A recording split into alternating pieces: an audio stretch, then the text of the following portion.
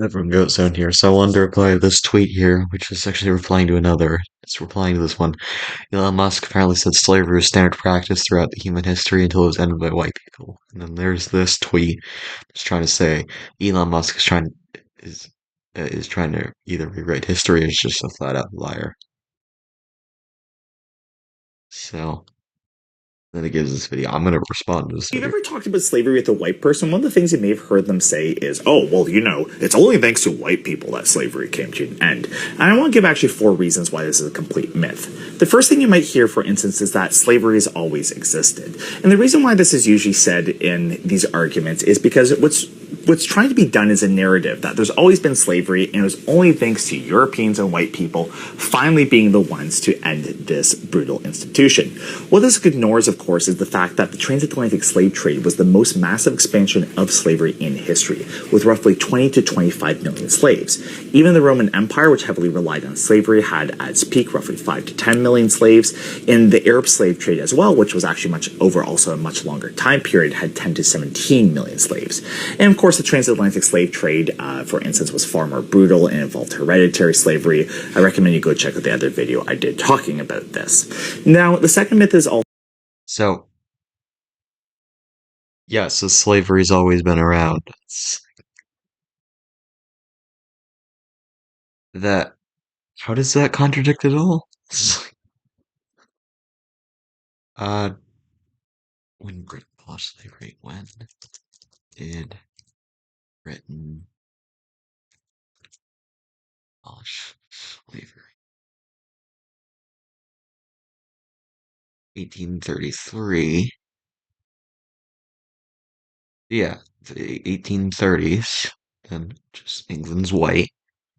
And then America ended in 1860s. They're also white, so okay, just because we had a larger amount of slaves doesn't mean that white people didn't abolish it. especially if you're American, you've probably heard this, is the idea that Lincoln ended slavery. And Lincoln actually initially, his goal in the Civil War was to keep the Union together, and abolition was not necessarily on the agenda. In 1862, Lincoln said, if I could save the Union without freeing any slave, I would do it.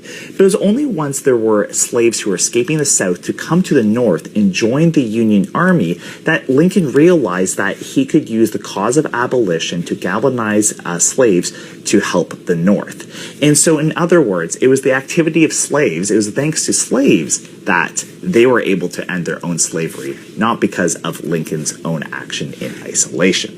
The third thing you also Ignores that the U.S. America began the importation of slaves 1808. So yeah, it completely ignores that America banned the importation of slaves. And then we also had, slave states and free states. So they were trying to kill slavery over time rather than instantly. might hear is that Europeans ended slavery in Africa. One thing I've heard before is, oh, well, the British deployed many ships to end slavery, and while some of these ships may have been sent for humanitarian purposes, the majority of the ships were actually being sent to control the high seas and help expand the British Empire.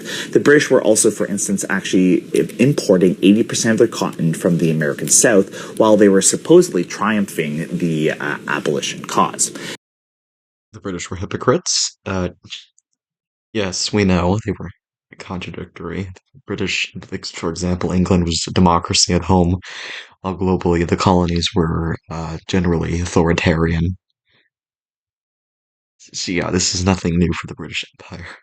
Other European countries also use this argument of abolitionism to expand their colonies. One of the most brutal examples, of course, was the Belgian Congo, where while the Belgians were saying they were ending slavery, roughly 10 million Congolese people died, and forced labor camps were created. In other words, there was just a new form of slavery created there. And the fourth and final reason why white people ending slavery is a myth is because slavery still exists to this day. There's tens of millions of slaves across the world, and a lot of these are tied to the legacies of colonialism. For instance, there's still 1 million slaves in the Congo, often involved in mines that are mining important metals and resources that are used in electronics, and this mining makes Europeans and the corporations in Europe and North America quite wealthy, while the people in Africa continue to suffer. Thank you so much. I hope you enjoyed this video, and please share it and give a like. Okay, but it's okay. So it's not legal slavery. That's been abolished everywhere. So, but yes, it is basically slavery. Um,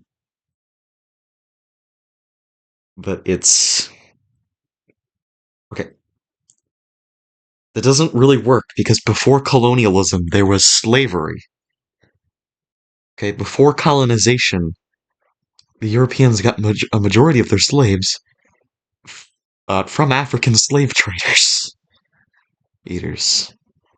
Uh, that's a big reason why Europe later colonized Africa is because they didn't want to have to buy the slaves anymore when they could just forcibly seize them.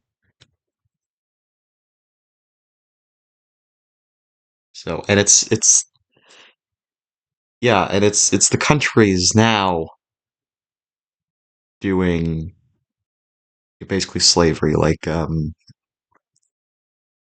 China, how they use like child labor to so companies can basically exploit that labor for cheap. It's the governments that are allowing these to happen. These like African Asian governments and stuff. They're just letting all this slave labor happen. China doesn't seem really interested in cracking down on child slave labor. So again, this doesn't contradict at all that white people ended slavery. It's basically just saying that white people did slavery worse. Okay, they still abolished it. That doesn't contradict what that doesn't. So it's not a myth.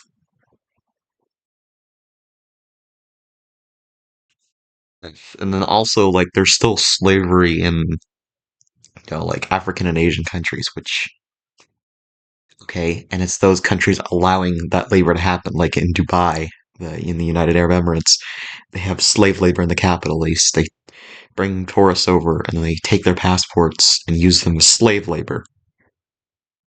Uh, so, but the government is letting it happen. So how is the fault of the West and colonialism just because we don't like sanction these countries and allow corporations to do business there? That's not our fault. The governments are letting it happen. Anyways, that's all I have to say.